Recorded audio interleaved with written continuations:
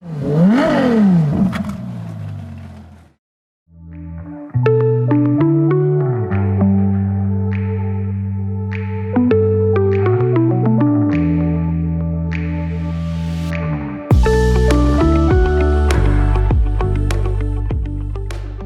only time I've ever driven a Fiat 500 before, I had Tiff Nadell in a Ford Focus RS trying to drift about 2 inches away from my front bumper.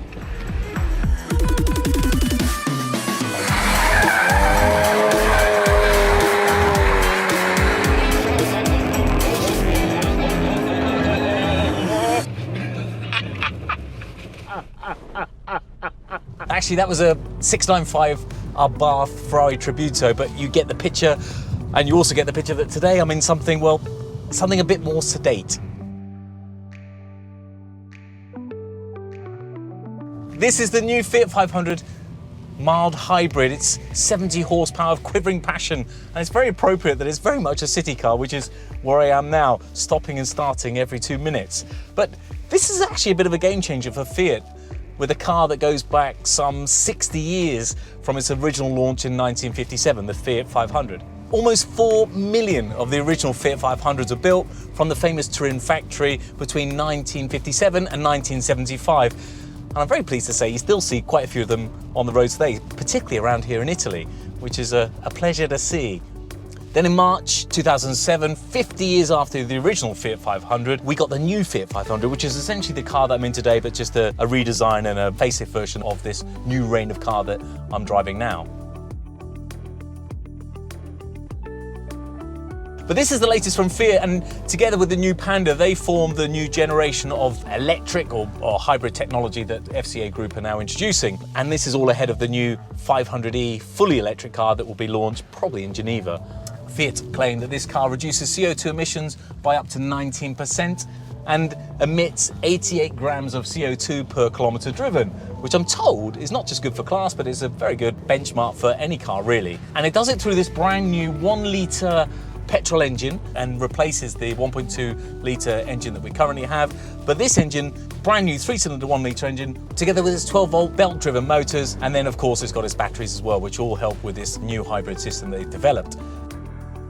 It gives a fuel economy of 53 miles per gallon. That's a combined fuel economy, so of course it's going to differ whether you're in and out of city. It's really weird as well. It also encourages you to put the car into neutral by putting an N on the dashboard when you're doing under 18 miles an hour and it feels like you're coming to a stop. Essentially, it captures the energy when you brake and when you slow down, and it uses it when you accelerate. The steering feels a little bit dead. It feels a bit heavy for a city car. I would like the steering just to be that little tiny bit lighter, a little bit tiny bit sharper, but visibility is absolutely fantastic. This one has got a sunroof, which is an optional extra, but it's just a very stylish, very cool car to have. I absolutely love the original Fiat 500, the one that came out back in 1957. And when this came out in 2007, I thought it was a real testament to such a cool brand, a real stylish brand. This particular car starts on the road in the UK, £12,655. But this particular car that I'm in is the launch edition spec, which you get this exclusive green colour paint and a few other bits and pieces. So it's priced at £17,000 on the road.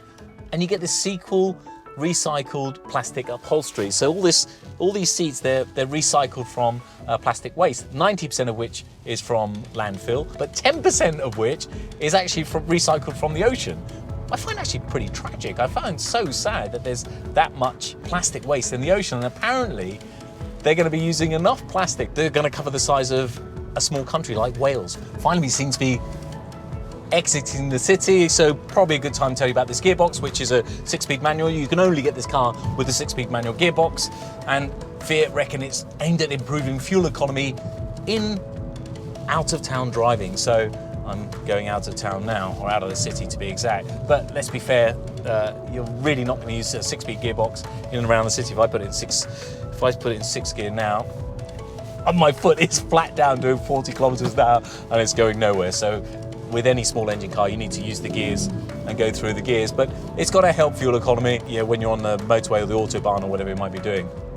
And for more brochure quoting statistics, apparently the power unit they use in this car is lowered by 45mm, which Fiat reckon that it's to give you a lower sense of gravity and to allow the car to handle that a little bit better. Finally got a bit of open road.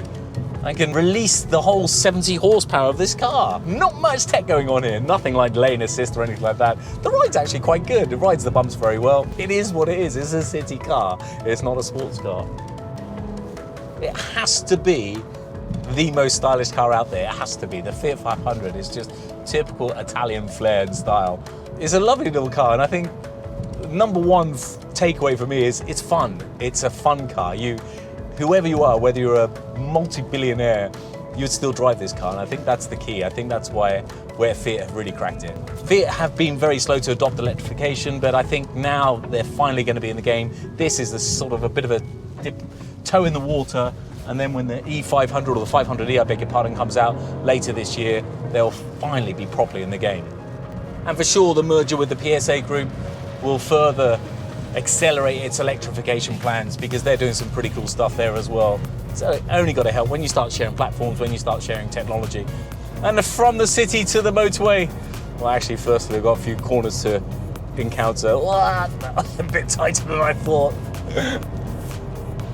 It's okay. 70 horsepower is never going to set the world on fire. But you just want a car that you can cruise at 70 miles an hour all day long, and of course you can do that in this car. It's quite interesting to stick it into 6th gear, that you wouldn't just use that around the city. So this is part of Fiat's idea to say that the 6th gear is going to help you with saving fuel and with better fuel economy.